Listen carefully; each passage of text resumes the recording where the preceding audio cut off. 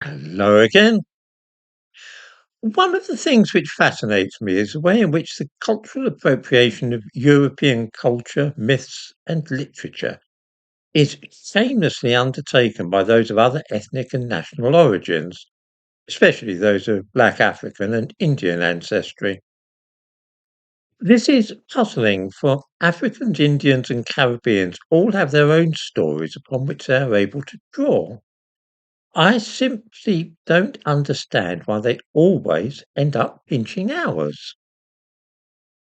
To give an example of black myths and stories, there are, of course, the tales of Brer Rabbit, which have their origins in the mythology of West Africa, although, of course, the original stories were about a hare rather than a rabbit. The folk stories of Brer Rabbit were carried to the Caribbean by slaves transported there from Africa, and also took root in the United States in the same way. Then, too, also from West Africa, is the character of Brer Anansi, a cunning spider who defeats various enemies by his shrewdness and superior intelligence, rather than by the use of brute force.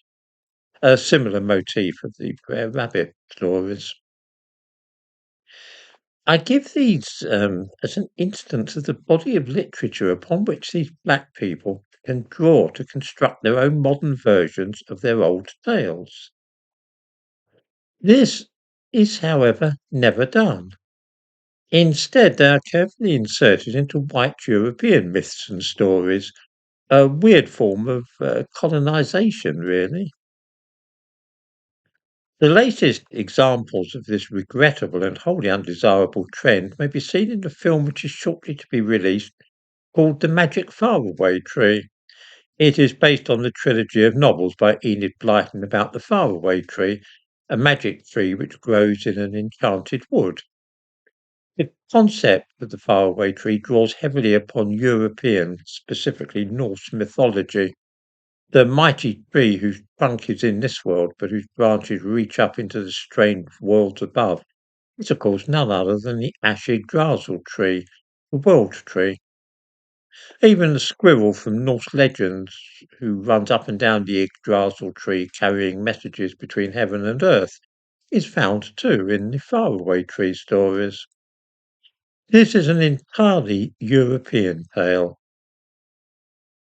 One of the characters who lives in the faraway tree is, of course, Moonface. He is so called because his face is round and white, looking like the moon. That's why he's called Moonface, you see, because his face resembles the moon. Rather than have somebody in the new film who is literally defined by having a white face, it was decided to cast a black guy of Igbo ancestry as Moonface, which of course immediately makes a nonsense of the character's very name. Why would you call somebody whose face is black and normal shaped Moonface? It makes no sense at all. The actor concerned, Nonsia Nosey, may be seen in the thumbnail to this video. Anybody less likely to be described as Moonface, it is hard to imagine. He was cast in a television series a few years ago called The Bible and played the role of Samson. This was also nuts because there's no reason at all to think that Samson was black. He is one of those go-to guys when you want a random black person to insert into a narrative which doesn't actually feature black people, like Enid Blyton's Magic Faraway stories, for instance.